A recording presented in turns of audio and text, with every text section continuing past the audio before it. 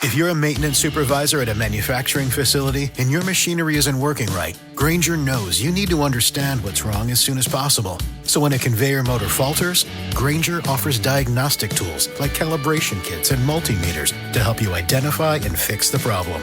With Grainger, you can be confident you have everything you need to keep your facility running smoothly. Call 1-800-GRAINGER, click Grainger.com, or just stop by. Grainger, for the ones who get it done.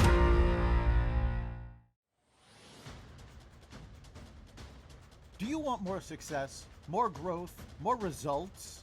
Then it's time for the Boundless Success Accelerator from the Modern Observer Group. This isn't your average coaching program. It's where top performers come to dominate. Weekly group sessions, on-demand coaching, a community that's got your back, and a power-packed library of tools to supercharge your business and career. No more excuses, no more waiting. Get in, level up, and start building the life you've been dreaming about. Visit us at modernobserver.com/boundlesssuccess to join today. Let's get you to the next level.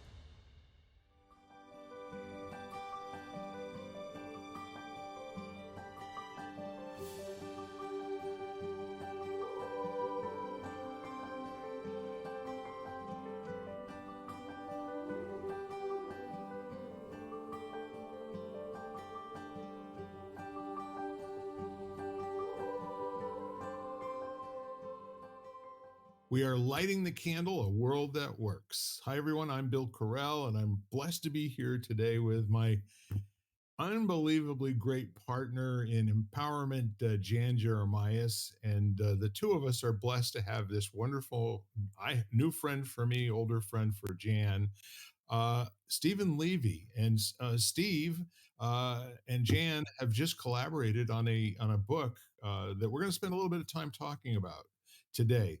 And in fact, what we're going to do is we're going to make a special opportunity over the next 4 podcasts to have different authors come on and tell us a little bit about their life's experience and what they shared in their books or anything else that they want to talk about, because that's what we do here. So the rules, just for you, Steve, because this is your first time on our podcast, there are no rules, okay?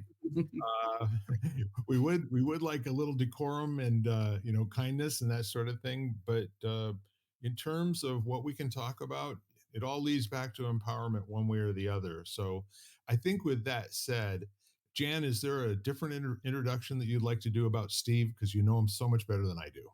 No, I'd actually love for Steve to introduce Steve. Because I think that, he's going to bring, he's just a wonderful guy that I've gotten to know over the past, I don't know, probably about a year or two. And so, we meet each week, hopefully, and we just have conversations similar to what we talk about, Bill, on empowerment, and just about being the best human being possible. And so, I'll pass it to Steve, and he can tell our audience a little bit about himself. Perfect. Well, first, thanks, Jan, for that. And it has been, I must tell you, Bill, it's been just wonderful knowing Jan, and from when we met, it's been incredible. And I think, it brings home that what is it that brings people together? And I think it's that word connection, but true connection.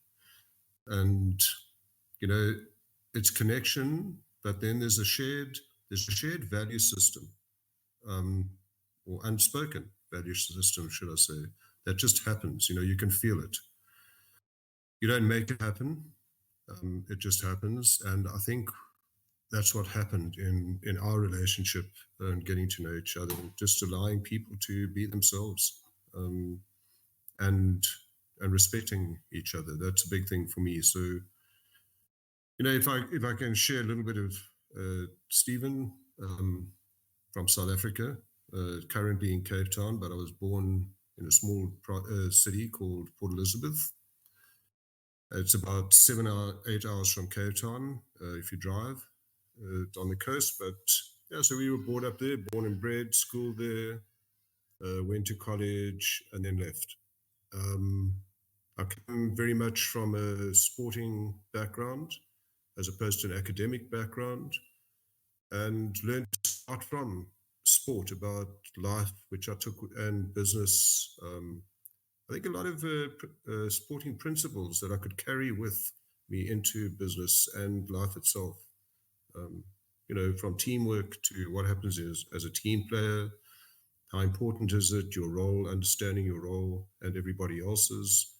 I think from individual sports, understanding that we can actually sometimes push ourselves a bit further than we think or give ourselves credit for. Be able to step out of that proverbial comfort zone.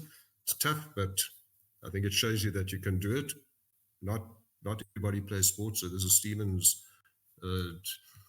perspective view of the world and what informs him. And yeah, I come from a very close family, 2 siblings, 2 wonderful children, 2 wonderful grandchildren, and yeah, very blessed, just to a wonderful wife. I mustn't leave that out. She's here. She can hear me. Well, Better not. we support you buttering her up in any way possible, Steve. Could be a question of how long you've been here, excluding tomorrow. So no, but she is my rock.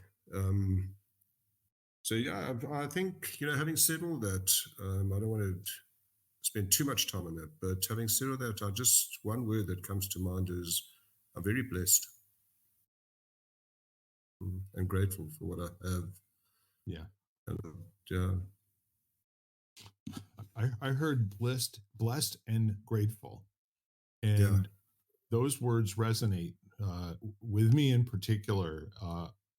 But I also believe those resonate not only with me, but with Jan and pretty much anyone that we could talk to. We're here today. The folks that are not here today can't say that. So absolutely 100%. blessed.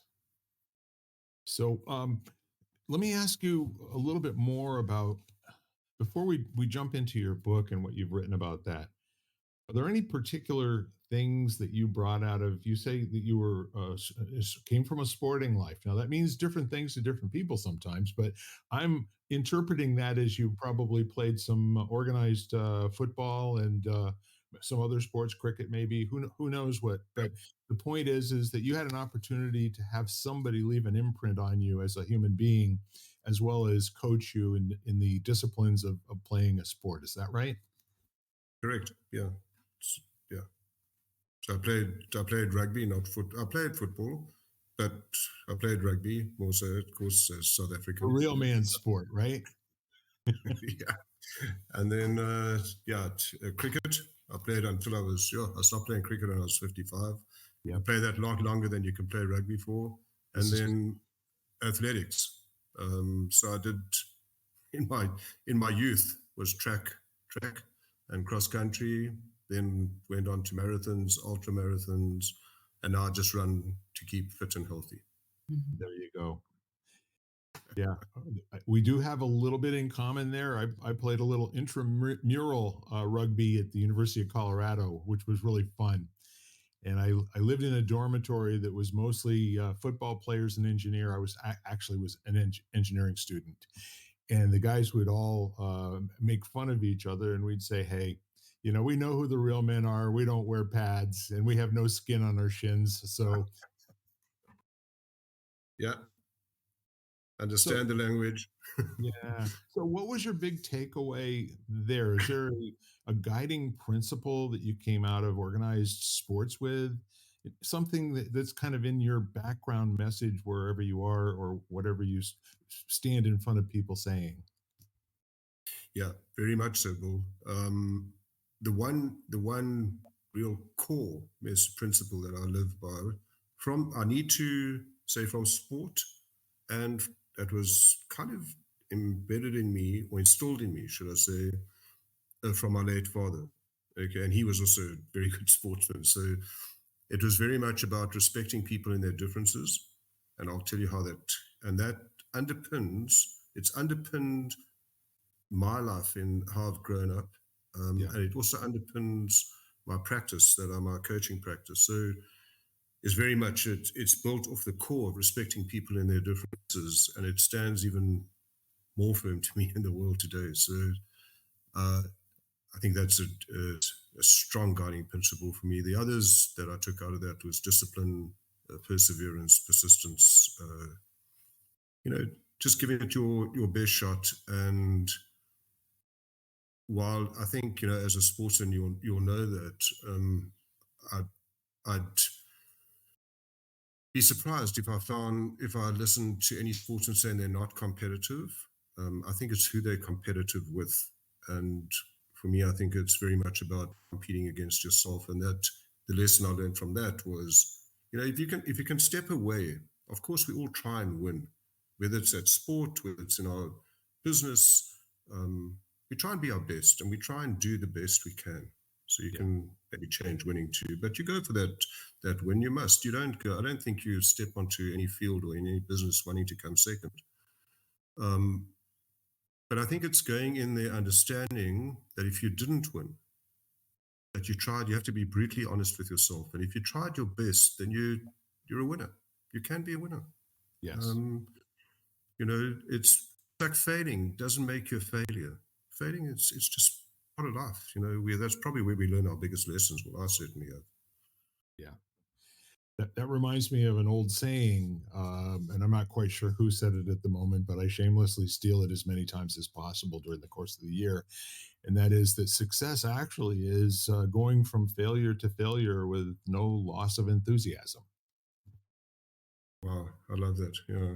Yeah, I do too, because what that conjures up is that when you're not achieving a goal, sometimes achieving the goal is the booby prize because you learn nothing from it. Yeah. However, each time you attempt something, in the attempt and the failure is where life really gives you the lessons that you can grow from. And that's what I hear in what you're saying. Yeah, absolutely. Writing or co-authoring this book with Jan and 5 other colleagues, very dear colleagues, are actually probably brought that home for me. And having chatted to everybody else, I would be safe to say that I probably do speak on behalf of them. But for me, certainly it highlighted again that where do our greatest lessons come from? Because this is what the book was about. Yes. And our own experiences in whichever form, and then what were the lessons from that. And everybody, I must say, it was beautiful. They opened up. We allowed ourselves to open up about ourselves and the lessons that we learned. And there were very few of them that were from successes. They were from challenges, again, in whichever format. And as you correctly said, Bill, I suppose that's where our greatest, not I suppose, that is where our greatest lessons come from. I need to reframe that.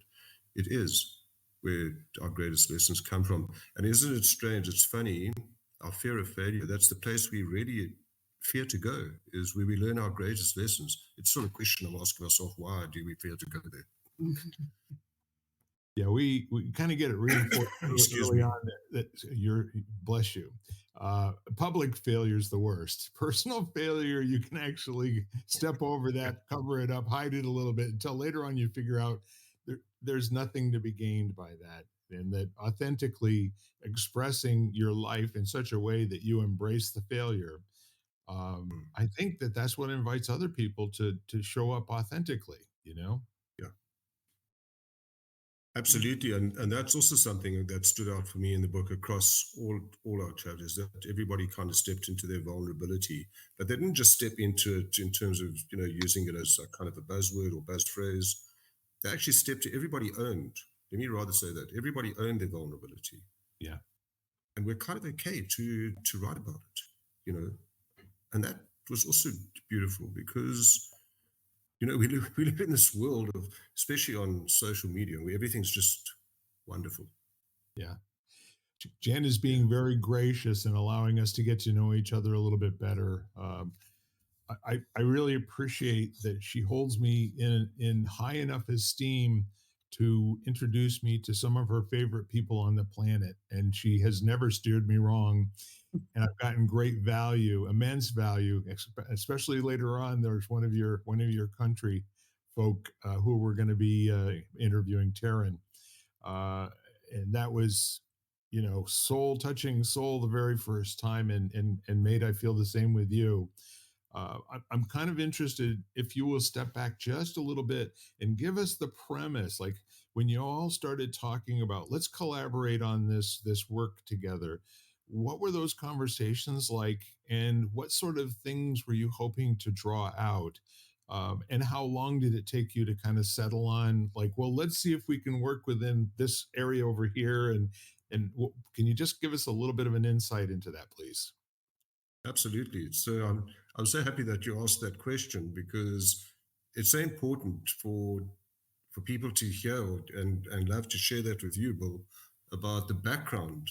Trying to lose weight? It's time to try Hers. At forhers.com/4u, you can access affordable doctor-trusted weight loss treatments tailored just for you. These include oral medication kits or compounded GLP-1 injections. Through Hers, pricing for oral medication kits start at just $69 a month for a 10-month plan when paid in full upfront. No hidden fees, no membership fees. You shouldn't have to go out of your way to feel like yourself. Hers brings expert care straight to you with 100% online access to personalized treatment plans that put your goals first. Reach your weight loss goals with help through Hers. Get started at forhers.com/4u to access affordable, doctor-trusted weight loss plans. That's forhers.com/4u, forhers.com/4u. Paid for by Hims and Hers Health. Weight loss by Hers is not available everywhere. Compounded products are not FDA approved or verified for safety, effectiveness, or quality. Prescription required. Restrictions at forhers.com apply.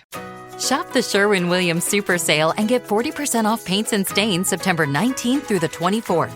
With prices starting at $29.39, it's the perfect time to transform your space with color. Whether you're looking to revamp your interior or exterior, we have you covered with bold hues, soothing neutrals, and everything in between. Visit your neighborhood Sherwin-Williams store or shop the sale online. Delivery available on qualifying orders. Click the banner to learn more. Retail sales only. Some exclusions apply. See store for details. Of this, on how this book came to being. Yep. And Jan, please, if I leave anything out, please come in and chat. But I always say, when I tell people about this book, the first thing I say, this thing never ever started off. In fact, the book was the furthest thing from our minds you could think of. We just got together because we had met on a networking group that we were all kind of participants in, and we just joined it every Saturday. And then this led to a couple of us that were on this group meeting on a Monday evening. I don't know why Monday evening, and we just got around chatting about life, and we felt it must have come. And Jan, please help me here. It must have come from just feeling that connection that we had on this networking group, and so it started, and we got together just talking about life and the simplicity of life. And I think we're all in the kind of same age group where we're just talking about, it's a complex world we live in, but does it need to be complex? Can you bring simplicity into the live a simple life in this complex world? And the conversations just continued from there.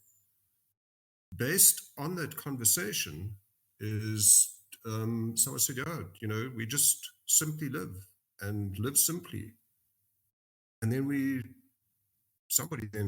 I can't tell you who, but somebody picked up on that and then said, is it live simply or simply live? And this led to the name of our group. And then somebody came up with a little, a little flower with 6 petals on. And that was like the emblem for simply live simply. And it was only a while after that, when people started contributing and talking about our own lives, that somebody said, we should actually put this into a book format. I think I got that right, Jan. Yeah, well, I think that was really it. But the other thing was we kind of were just trying to debate about where we go with all this. Like, how do we get it out in the world? And how do we share this kind of thing that we all had come to, which we believed was in everybody, if they took a moment to actually reflect that life could be simple.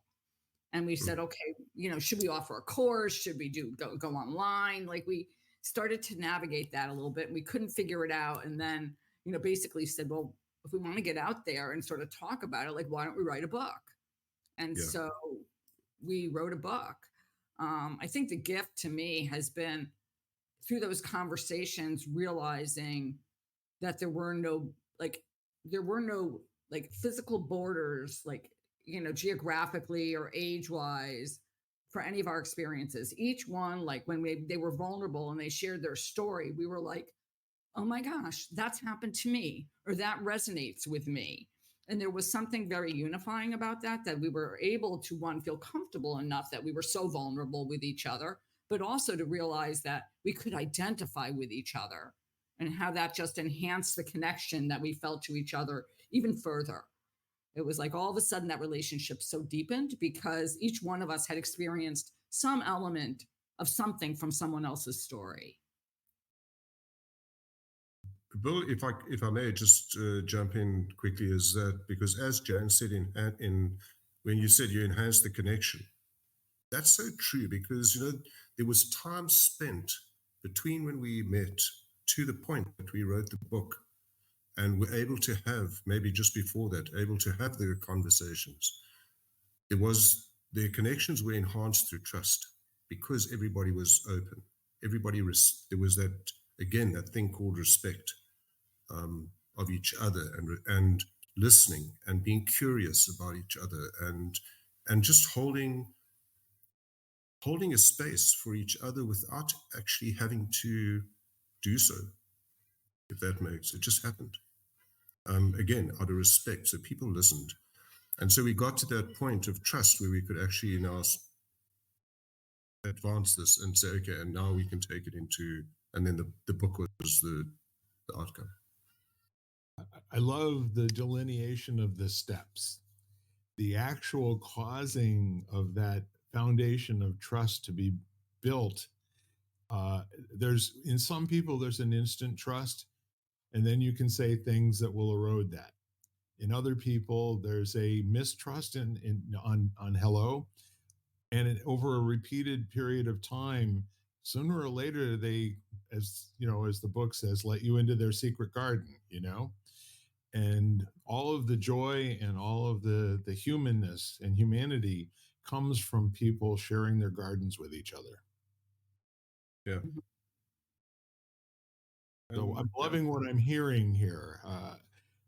I'm kind of curious. Can you maybe share a little bit about your chapter and what you chose to write about, and how your process for bringing that to words? Because I have a feeling that a lot of it wasn't words until you said it in black and white the first time. Yeah, it was a lot of thought, a lot of speaking about it, often maybe even awareness of it or recognition of it, but as you correct say, without really putting it into words, and then start really having a look at what was this all about, and actually reading it. And it also again highlighted the importance of getting thoughts out of our head and putting it onto paper, even if you put it onto paper and put it away. In fact, I do that often now. Is I write it down, get it out of my head, put it on paper, then I'll go back a day or 2 or 3 later when I want to, and I'll read it. And it's amazing. You see it through a different lens. Yes. Bill, I think my chapter was pretty much inspired by things that just really played and there are many things that played an important role in my life in terms of pivotal points. So it wasn't easy to narrow it down to the ones that I did, but I narrowed it down to those because I believe those were really a lot good lessons that came out of it. So the first part of my chapter, was about, came from doing ultra marathon running, and the lessons that came out of that was that, sometimes we can it's about quality, not quantity. And we can sometimes, and that's actually the one thing that it was that section of my chapter and that experience that gave me the idea for the name of my chapter, which was Slow Down to Speed Up. And it was so amped for me, especially in this world. We live in a fast-paced world. and I have to consciously say to myself, just slow down, just take a foot off the pedal a bit. And I do it now more often and more freely because I see the benefit of it, as opposed to just going headstrong or head first into everything that we do. And we do it again unconsciously. I myself do it. So the lessons from that were, that I had taken on the challenge of running an ultra marathon. 90, I'd run 14 kilometers, then 21, and then a standard marathon of 42, and then decided I'm going to run this ultra marathon, which was 90 kilometers in South Africa. And the training for that marathon, there were in hindsight, a lot of lessons that came out of it. And what I did is, first of all, I followed somebody who was really, at the time, he was the king. They called him the king of, it was the Comrades Marathon in South Africa. They called him the king of comrades. So, because he had won it 5 times in a row. So I thought, okay, who better to learn from than the best? And so I read his book, and I took a lot of things out of there that I added into my training program. And I stuck to it, and it wasn't easy because I was surrounded by seasoned comrades runners. And I need to tell you that one of the things, the other goal I'd set myself is just not to finish it. I wanted to finish it in 7.5 hours, which would then, it was, if you finished under 7.5 hours, you'd get the silver medal. From 7.5 hours to 11 hours was a bronze medal, and that was the cutoff time for finishing the race, 11 hours. And I was told by my fellow runners and the seasoned comrades runners that I might be a little bit over ambitious. Setting this goal for myself, especially first time up on my debut. And I thought about that. And I went home and I spoke to my dear wife, and she said to me, if that's your goal, go for it. Yes. If you don't make it, at least try. And so I did. And I followed, as I had my own training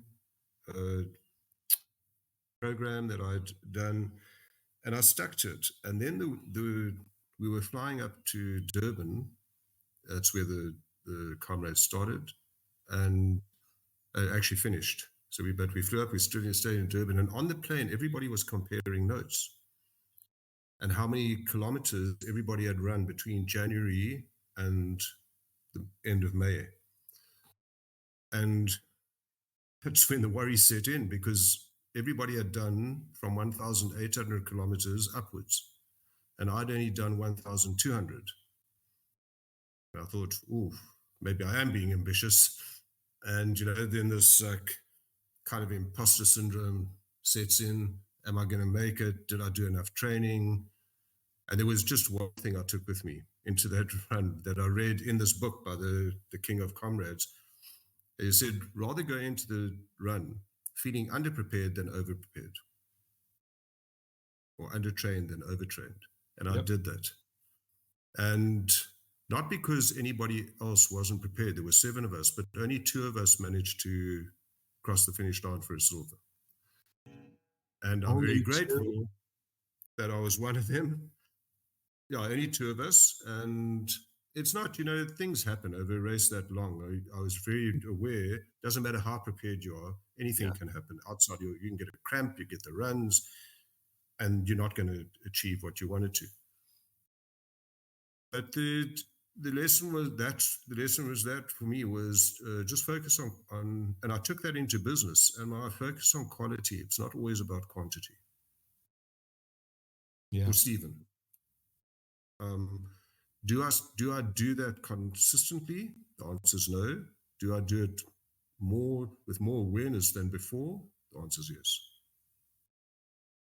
I think the interesting part of that too is that no amount of preparation can substitute for an unstoppable force. And I hear that in what you're saying. Yeah. Sorry, Bill. Oh, What I said, Stephen, was in my experience, no amount of preparation can ever interfere with an unstoppable force. Your desire to complete and something inside of you was the compass that was directing you, and not the naysayers who said, well, you might be a little bit optimistic on this try because whatever. And you could have listened to that, and you could have been really disempowered that everybody else had done at least 50% more training than you had. But what they didn't have is what's going on in your heart. And I think that's powerful. And I also think that that's something that's coachable. I think everyone has that aspect. And I do think that you and I can connect with people in such a way that we can call that out to play from time to time. And I love what you said.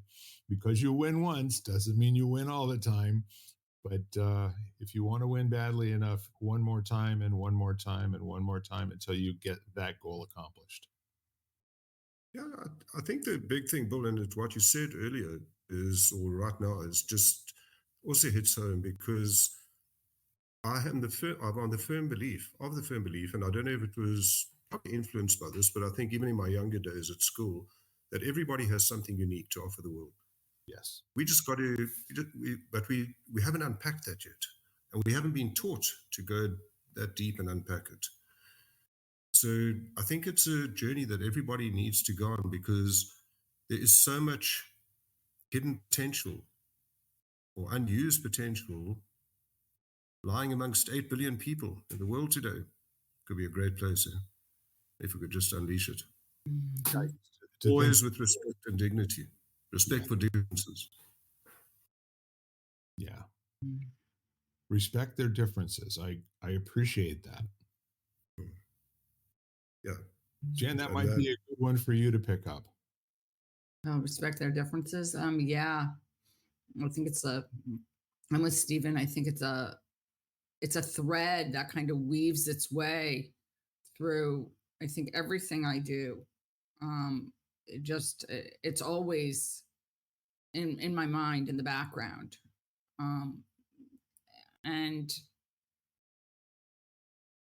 And I love the word that you keep on using, Stephen, and that's respect.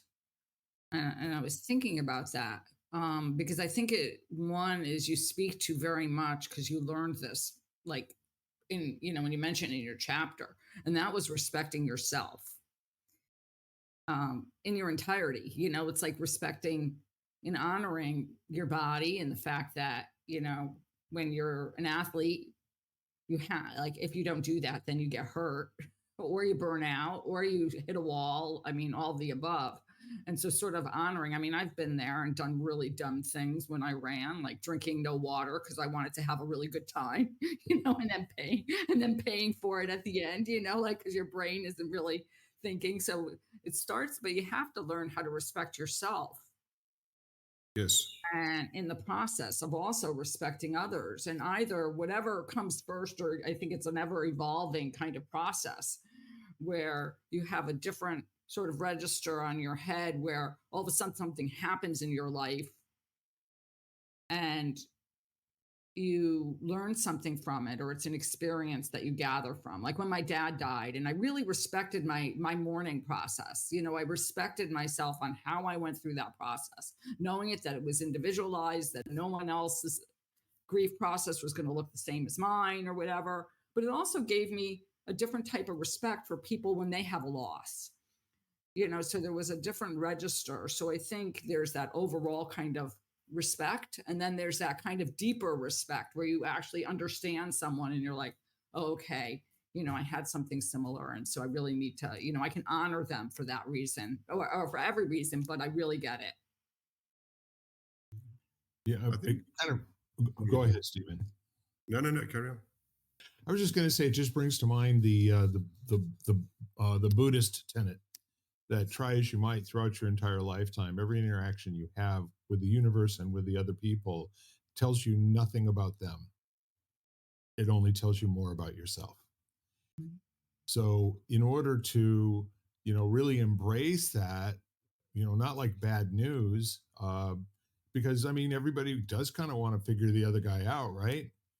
But if you just started out by loving yourself, respecting yourself, and admiring those things about you that you can't even name, and bring that to the other people who come into your space, what kind of a world would that be, and what would that look like? So I Yeah. think the neat part of what you're both saying, and what I kind of like embraced early on was, if I really can't learn truthfully what it's like to walk in another man's moccasins, how can I bring what I learn about myself to the world in a powerful way to generate that kind of love in the world? And Jan, since I've known you, there are times when I've been really successful in being that message. And there have been times when I've really struggled to get to that level of authenticity, and it's just not available to me at that moment. I'm busy trying to produce some other kind of a result that I'm attached to. And that rarely works out well for anybody. Yeah. I think Yeah. it's I think it was interesting for me in my sort of process over the past, like, let's 5 years, and is, and we talk a lot about this, and I think that that was one of the key components of our group, Simply Live Simply, is the fact that we had the ability to listen to each other, Yeah. like to truly listen and be present for Yeah. each other. And none of us went in with any particular agenda, like as far as our own agenda, except really being there for the other person. Like there was no agenda. It wasn't like we went into the conversation thinking, oh, I really want this client, or this person has a lot of connections. And so I'm really going to get to know them. There was basically no agenda except for the fact that we liked being with each other. Yeah, absolutely. That was the beauty of it. It was just purely just establishing and enhancing relationships of a group of people that just felt so comfortable with each other. And then the relationships just got stronger and stronger, and that trust was built deeper and deeper. And it's absolutely again, a blessing and a privilege to be part of that group, because I think it's rare. Yeah. And even within that group, those moments are rare. What Yeah, you experience, in that you're expressing right now, that kind of, you know, increases in intensity and then collapses and then increases in intensity. In my experience, anyway, I'm talking about me now, aren't I? But the point is that that rarefied air, when people are just plain on the same wavelength and can literally complete a non um, um, some sentence that they all know already exists, but to get out on the skinny branches of yeah, examining human experience and being able to complete each other's thought in different words, but the same sentiment and mentality. I think that's what the word synergy actually brings to mind for me, where you do share thoughts at a level of co-creating something that's not existed before. absolutely. And as you saying that, Bill, what stands out for me is the level of we all should be able to be comfortable with expressing or sharing our vulnerability. I think what the level that we go to, or the depth that we go to in terms of what we share, will depend on how strong the relationship is. Again, comes back to the trust and connection, sharing same values. Yes. But we don't do it enough in society at large. My own personal viewpoint is, and if we did, just to be able to stand up and accept, I think Jan alluded to this earlier, and yourself, but just to accept who we are, and also accept who we're not, because we're not good at everything. If we were all good at everything, we wouldn't need each other. Mhm. So we need to just be mindful that we're not. And I have certain things that, gifts that I have, that I need to use and apply, and again, own them. You have, Jan has, everybody has. And there's certain things that I'm not so gifted at.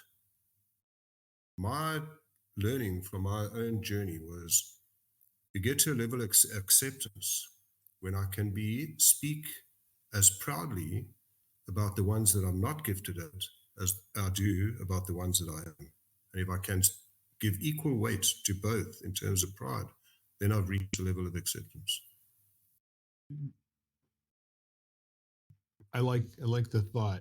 I like the feeling, and I also personally, I kind of experience noticing the things that I'm good at, not because I know what they are, but because people who I know, like, and trust have actually acknowledge it, and thank me for something that I bring to the group that's of value. But it's never been really important for me to just bring value. It's always been important to exchange value, which essentially means this partnership in life has everything to do with us figuring out the things we don't know about each other by being willing to expose ourselves to those folks that we know, like, and trust.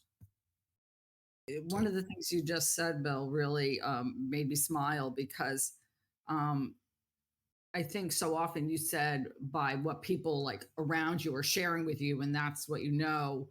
And it's really because how often we don't see ourselves how others see us. And I'll just use this as so I've had so many people say to me, for years and years, you are just so kind. And I remember thinking to myself, like, isn't everybody kind? Like it just seems like such an odd thing to say. I was like, I went through the world thinking basically everybody was kind, and that wasn't anything quote unquote special. And then all of a sudden, the more people who said it, and I thought to myself, well, I guess it's pretty rare because people notice it. Like, I don't know, but it was just so funny. It wasn't something I particularly thought of as, let's say, a strength or a gift. It was just something about who I was. And it's just so funny because I think often we do need people around us to kind of remind us of those things. Because, like we said, we get clouded or foggy as to, like, we get stuck and we have to be reminded of those. And I think it's at any given point, it's learning what you need to move forward. Like, do you need someone who's your cheerleader, who's sitting there, like, basically saying, you can do this, like, and then at other points, you really don't, like, you're fine. And I think it's kind of determining at any given point when you need, like, what kind of support you need. I have a wonderful cheerleader. She says you can do this, and she also says you must stop doing this. She knows when to say it. And you reply, yes, dear. Yes, exactly. Bill has a wonderful cheerleader too. I do. So Wonderful. She gave me one sentence 35 years ago when I decided to start my own business. She said, honey, just don't lose the house. They might have got the same microchip, Bill. It could be. But just coming off again what we speaking about, and if I may just relate to the other parts of the chapter, it came as about when we're able to talk about ourselves, and it took me a long time to do this, but I thought, I was one of those males. I thought I was bulletproof. I thought I had to be bulletproof. I thought I was bulletproof. And I spoke about or wrote about in my chapter about two really pivotal moments was burnout and depression. And in both those instances, what it taught me, besides the lesson that I'll share with you a bit later, and that I shared in the book, was, when we open up to our vulnerabilities, if I can use that word, we give people permission to do the same. Yes. It's amazing. And I just wish that we would just do that more often, because there's always, as Jan said now, there's someone else out there that relates to what you're speaking about. I completely agree. Then you discover that there's a lot more. Like, it does kind of make you feel a little bit better. Mm-hmm. Or think that you're actually able to handle it. Yeah, I think the other interesting thing that's there is that that leadership, being the first one to set the usual weapons down on the ground and just laying yourself bare, being the example, allows other people to stand on the shoulders of that and really wow you and bring so much wonderfulness to your life. Absolutely. Absolutely. You know, if leaders say my people don't speak, you got to ask them, do you listen? Because generally, if you don't listen, they won't speak. Um, so it is about leading self, whether you're a leader in an organization. We all leaders. We don't necessarily have the desire to lead others, but we all are leaders. We got to lead ourselves, at least. I mean, we're all leaders in our, because we're all part of, whatever in a group you're in, whether it be your family or so we all take, have somewhat of a, at some point or another, we all are leaders and take leadership roles in some aspect of that. And so you may not be a leader in a company, but you have a family and you have kids, you're their leader. Yeah. As a parent, And you're a leader. that's right. And you set the example for them, or, in a relationship or with friends, Yeah. So, absolutely. I think if you have an influence on other people, or in any form, whatever form, you are a leader.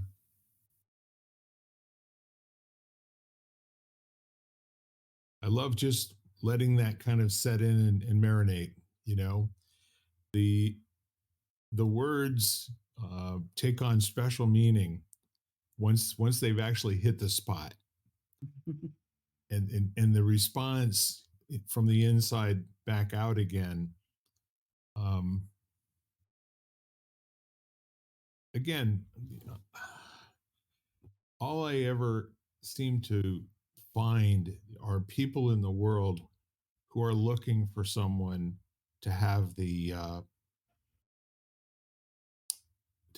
opportunity to express themselves in a different way. And so I think at the beginning of any conversation, you can establish yourself as the kind of person who asks a question, not to hear yourself ask a question, but to invite the other person to come out and play. And so I'm always challenging myself to be that guy. And it's nice to be around other people who actually remind me of what my commitment to the world is. And I think that's absolutely wonderful. So, on to some more things about your chapter, if you will, Steve. Yeah. So, well, the other two key parts of my chapter were, going through burnout. Yes. And that was probably when at the heart of me thinking I'm bulletproof, and just going, and going. And I think as people do, you go. I think it was something innate in me, because of my upbringing, because of being maybe involved in the sporting world, that you just go, and you just push yourself further and you push yourself further. But there has to be a point where you rest, and then especially in the business world, we just push on because we feel we have to hit this target that we set ourselves. I think we push on, and Stephen did that. We feel again, you have to hit it tomorrow. And so you push yourself, and eventually you get to a point where if you don't listen to your body, the universe there will be the universe will either tell you, but there will something will come and tell you, because I discovered that we're not bulletproof. My ego took a big hint, but that was that's what I discovered. And I went to see a psychologist. I was in a bad way. I went to see a psychologist, and she said to me, she was quite harsh. She said, "You're near burnout, and you're about a month from being hospitalized." And she was direct with me, and I appreciate that and value that, especially now. And she said to me, "All these people that you work so hard because you told me you have to take you have responsibility to the people that work for you, you have a responsibility to your family." She said, "How good are you going to be to all these people that you tell me you take responsibility for, feel responsible to? how good are you going to be to them from a hospital bed? And that hit me right between the eyes. And I thought, wow, yeah, actually, you better take care of yourself in order to take care of them. She was And it's a speaking big, to you in your language, wasn't she? mhm. But I never listened to it. I listened to her, but it took me a while. It took me years after that. I became more conscious of it, but it took me a while to actually, for that to become a new kind of habit or way of life for me, because I was so used to doing it the other way. Yeah. To changing habits, changing my mindset, changing the way of thinking, and again, in service of others. It's not looking after yourself that for yourself, of course, for yourself, but it's not looking after yourself so everybody can say, oh, you look so healthy and so on. It's looking after yourself in service of those that you care for. So important. And yeah, that was important on that score. So it taught me also, which tied into the name of the chapter, was slow down to speed up. And I've actually tried it.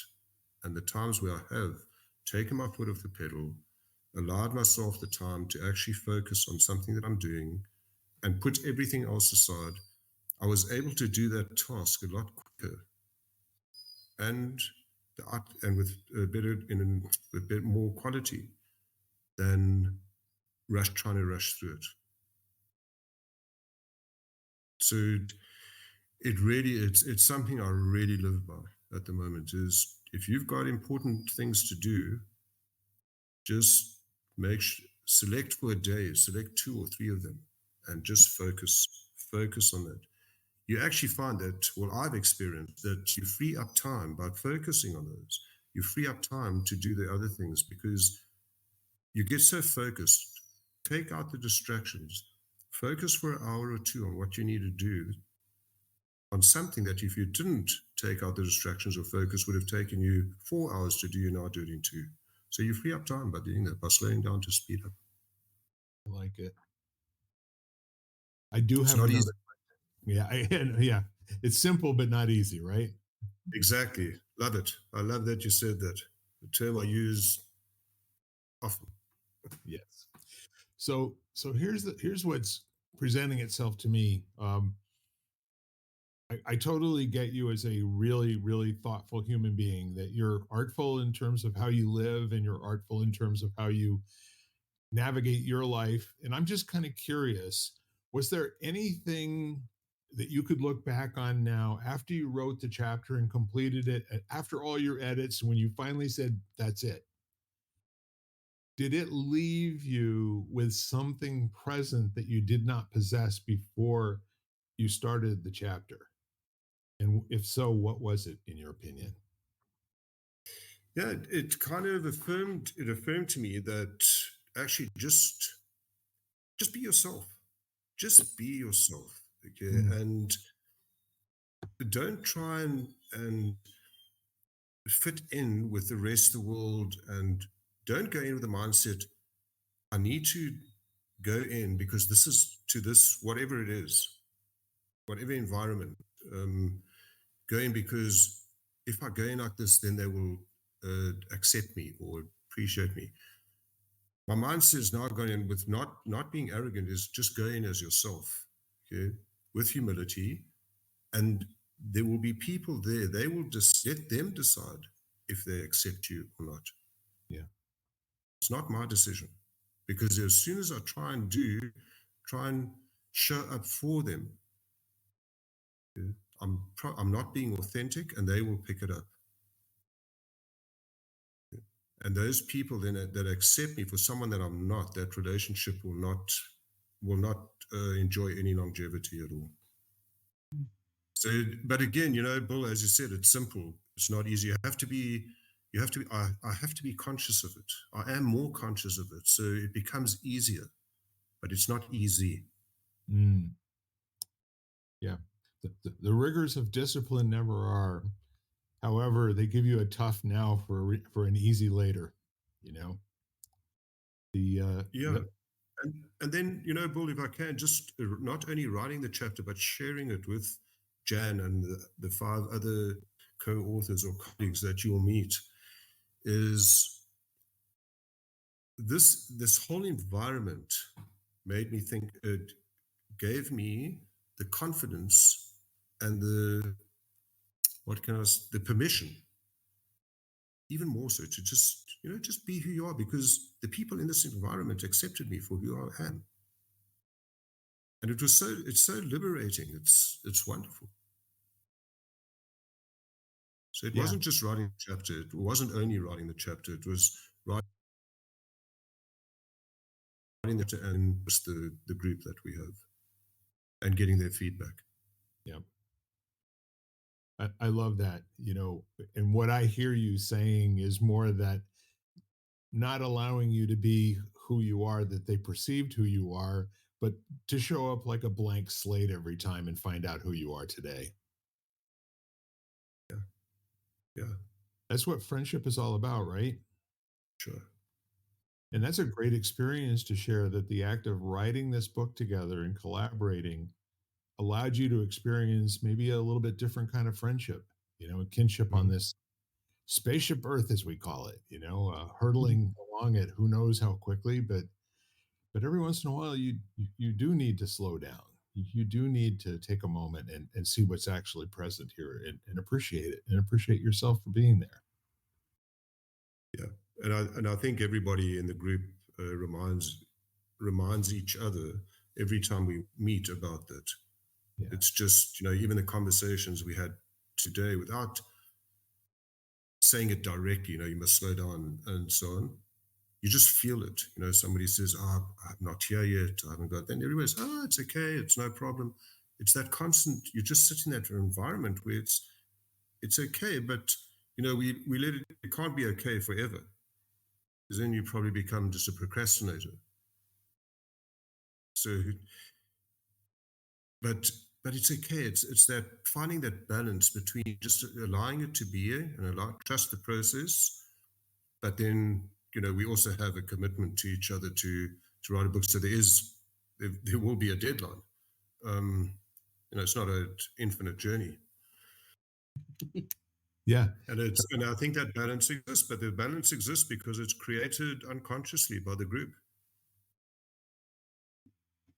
Yeah, you're reminding me of some old thoughts, which are, if you want to experience a really great life, alter work's experience to play.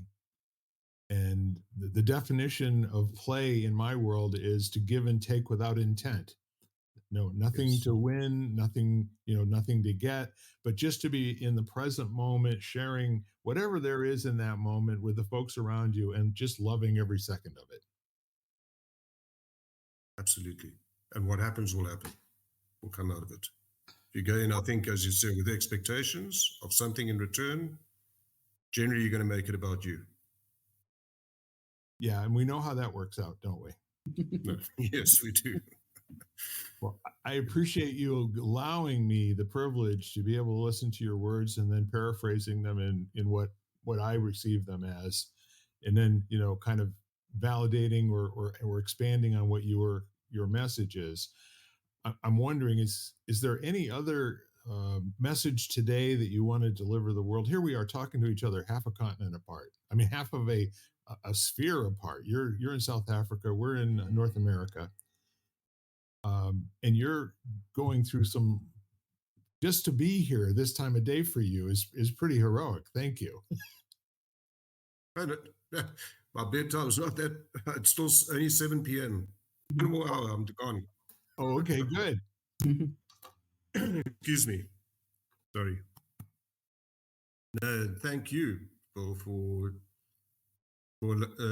inviting me, and Jan for inviting me onto your podcast and onto your show, and just for the interest that you show, because it's a strong message. It's messages, not that we would like to share with the world, and because of what we've experienced and the value that we've got from it, or the benefit. So, in answer to your question, my message to everybody is, just step back. It's not easy. Take that deep dive. into yourself, and find out more about yourself. It's a tough journey, but it's exceptionally liberating. And when you do that, okay, you will show up better for others. I love it. And to do that, you need to slow down just a minute. Yeah. And just be okay with who you are and who you're not. Yeah. It's okay. Great message. Thank you. Jan, do you have any completer pieces that you'd like to put on today? No, it just seems like we've just wrapped it up in a nice little flower or bow. But Jan, really, thank you so much for being you, honestly. Thank you. Yeah. So I'm way past, the holding back. I absolutely love you, Jan. I always will. I declare this as many times as necessary. Sometimes it's a reminder of me to re-examine what I mean by love. But where you're concerned, I really do love how I feel when I think about you, and that makes me feel love. So that's where that comes from. That's beautiful. In the meantime, I can see you coming back to have a cameo spot here every so often, Steve. You're more than welcome to come join us. And as you can see, we have a very scripted hour of getting together and saying exactly the same things. No, it's not like that at all. We go where the spirit moves us, Absolutely. Yeah, I see that, I feel it, and and that's what's so wonderful. I had no expectations or idea of what this was going to look like this evening.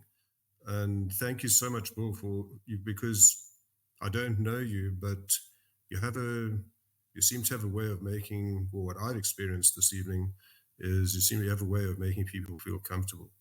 You have a very, a nature that I don't know, I never felt at one point did I ever feel uncomfortable here. I kind of, even in that moment of silence, I was thinking, should I chat? And then I thought, no, Bill's got this. That's the feeling that you gave me. So thank you so much for that. Thank you for your trust. Your trust is what caused our opportunity to relate to each other as we have. I appreciate that, and invited my trust, and here we are. Not too shabby for 1 hour together, huh? Yeah. It's are we just chatting? No. That's all it is, people talking. So Jan, But it's these moments that are just so special because I think we get caught up in the intensely fast paced that the world operates today. And that's the way it is. It does. We need to intentionally slow down. In like moments like this, we forget, we're just going so quickly. And then I think that's why everybody appreciates moments like this. It's testimony to how fast the world is going, because people go, we see this is so special, but this is what we should be doing. Yes. Mm-hmm. Well, if you like, we can pause for about 10 minutes here, and we can be mindful, or 10 seconds, not 10 minutes, but, and just be mindful of those things that are to be mindful of at the rate of speed that we normally operate. And then Jan, if you would be so kind after that to give everybody our weekly invitation, that would be fantastic. Does that work? Mm-hmm. Perfect.